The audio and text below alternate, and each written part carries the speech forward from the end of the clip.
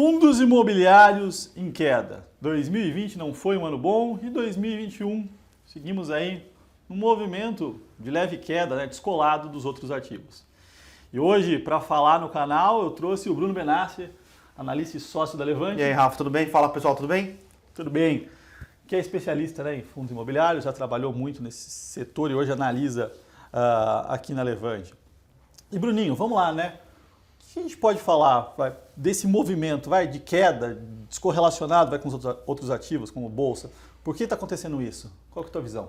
Eu acho que existem alguns fatores que impactam aí a classe de fundos imobiliários. Primeiro de todos, eu acho que, e não é uma crítica, tá? Mas é um setor que hoje é composto, na sua grande maioria, por investidor pessoa física. Tem alguns fatores que acabaram aí impactando o investidor pessoa física. Fundos shoppings, lajes,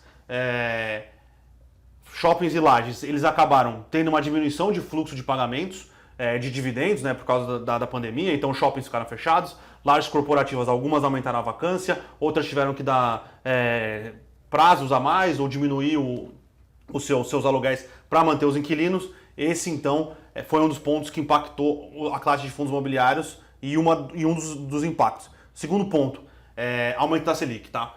Obviamente a gente fala aqui milhares de vezes e eu acho que esse talvez seja um dos principais, uma das principais missões que a gente tem aqui. Fundo imobiliário é um ativo de longo prazo, de renda variável, e a gente tem que cada vez mais passar para o investidor pessoa física que ele não deve comparar o retorno do seu dividendo ali, da sua cota mensal com o CDI. Ele deveria sempre comparar com uma NTNB 35, ou uma 26, ou uma 30, dependendo, tá?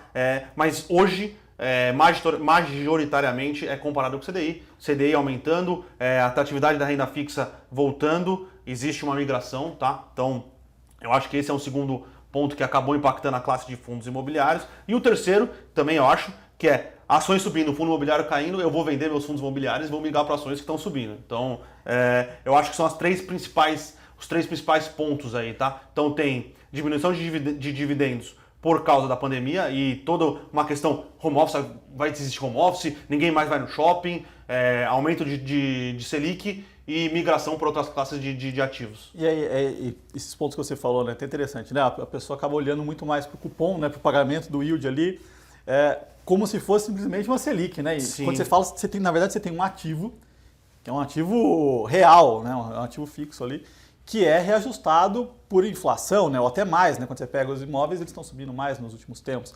Então, essa é a lógica, né? Você compara muito mais com uma NTNB, que é um título que tem um juro real, e o principal ali reajustado por inflação. Então, acho que é muito mais um negócio de entendimento e, na minha visão, também é muito mais fluxo, né, que aconteceu. O fundamento não teve um impacto em fundamento tão forte para estar descorrelacionado. Sim, né? eu concordo. Eu acho que é muito mais um movimento de fluxo do que de perda de atração dos ativos. O segmento de logística explodindo, né, e principalmente nos últimos 2-3 meses, passando por uma correção forte na Bolsa. Concordo que tinha alguns ativos de logística que negociavam a preços salgados, mas a classe inteira de logística acabou apanhando aí nos últimos meses. E agora a gente, no segmento de logística, que é um segmento que está com uma demanda fortíssima, o custo do galpão logístico está cada vez maior. Então, a gente imagina que, diferente do último ciclo, não vai ter mais uma oferta tão grande de metro quadrado para alugar, vacância caindo, vai ser, acho que, um dos primeiros ciclos que o valor do galpão, né, o valor do aluguel por metro quadrado vai conseguir subir. Então, parece que está descorrelacionado do que está acontecendo. O próprio setor de lajes corporativas, né? A gente, como vocês sabem, a gente fica aqui no Itaim, o Itaim voltou. Sim, tem trânsito. Tem trânsito, os escritórios estão mais cheios, então, eu acho que... E tem uma coisa interessante, eu estava até conversando com um gestor que fez uma oferta de fundo de tijolo para comprar lajes corporativas. Quando ele fez a oferta, fez mais sentido para ele comprar ativos na Bolsa do que comprar fora, porque na Bolsa ele sabia que estava mal precificado e ele ia ter retorno, e fora, o cara que construiu um ativo de laje corporativa, ele sabe quanto vale aquele ativo. Sim. Ele sabe que um ativo na Faria Lima, o cara vai ter que comprar CEPAC, o custo de obra está subindo, é difícil achar o terreno. Então, alguns gestores acabaram até alocando mais em fundos de laje do que saindo para comprar laje. Não, interessante isso aí. E pessoal, também vou aproveitar aqui, vou deixar um link. A Levante preparou um relatório com os 10 top FIIs, né, que mais pagaram dividendos aí nos últimos meses.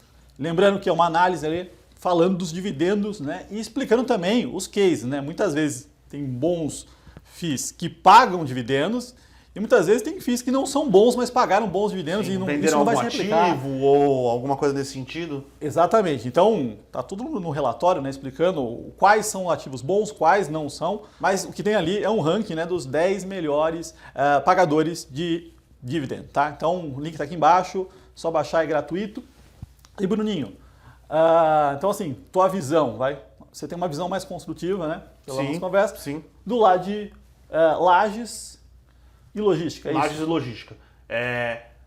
O último ano foi um ano muito positivo para o setor de crédito, né? Então, principalmente o crédito high yield, aquele crédito com carteiras atreladas e indexadas ao IGPM, então eles conseguiram pagar dividendos muito fortes.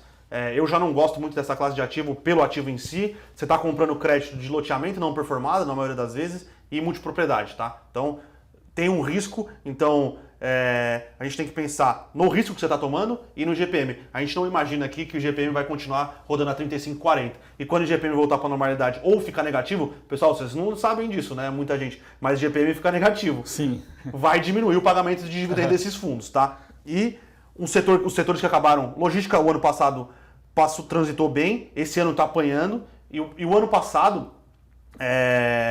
a gente não tinha uma perspectiva de aumento de aluguel por metro quadrado, porque a gente também não estava esperando uma porrada tão grande nas commodities, né? E no final das contas, para você construir um galpão logístico é aço, mão de obra e terreno. Então, aço está caríssimo, está impactando demais o custo de construção, vai diminuir a oferta, vai impactar provavelmente não vai ser amanhã, mas tende na guerra de forças entre locatário e locador, o locador vai ganhar força, porque está diminuindo a vacância já está em mínimas, e está diminuindo a oferta de novos ativos. Então, o locador vai conseguir repassar preço, repasse de preço vai acabar batendo na cota. E outro segmento aí que eu acho que é mais uma questão que envolve o home office, como vão ser os escritórios, é a questão de laje corporativa. Tem muito fundo com laje corporativa no Itaim, ou na Faria Lima, ou na Vila Olímpia, negociando bem abaixo do custo de reposição, né? O custo de reposição, pessoal, quanto custa para você replicar um ativo semelhante? Obviamente, você nunca vai conseguir replicar o mesmo ativo por causa do mesmo terreno, do mesmo custo de mão de obra,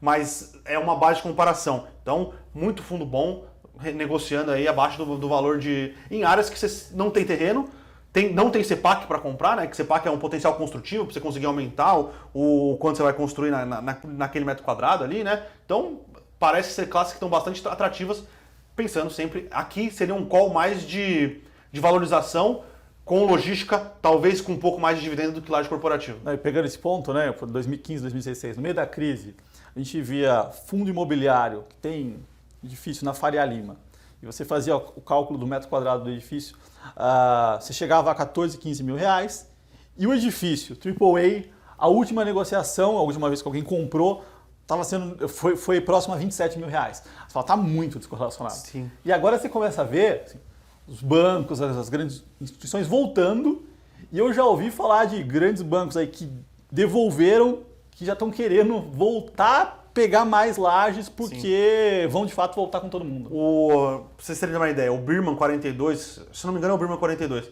que é o supra-sumo da laje corporativa que tá saindo, já está pronto aqui na Faria Lima. O Facebook, se eu não me engano, negociou lá por R$200 o metro quadrado. Então, obviamente, é o mais top de todos, assim, prédio, acho que deve ser quadruple A já, né, um puta de um prédio. Mas você vê fundo aí negociando bem abaixo disso, bem abaixo do dobro, bem a metade disso. Então, eu acho que tem algumas oportunidades aí.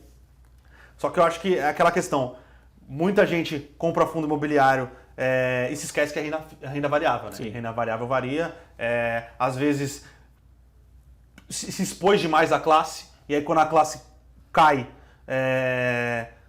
Não dá para pensar que é a nova poupança, né?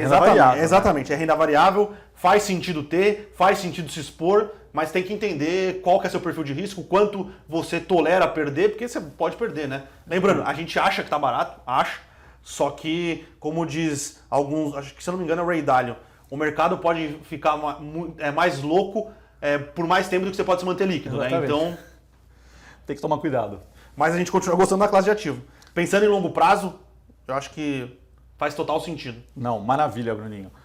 Bom, pessoal, acho que esse era um ponto que muita gente me perguntava no canal, então eu trouxe o Bruninho, que é especialista, para falar do tema, né? Como eu falei, tem um relatório, um link para acessar um relatório aqui com os 10 fundos que mais pagaram dividendos nos últimos meses. Está aqui embaixo, é gratuito, é só baixar. E Bruninho, muito obrigado pela participação no canal. Valeu, Rafa. Obrigado você, cara. Valeu, pessoal. Tchau, tchau. Valeu, Até pessoal. mais. Obrigado, hein?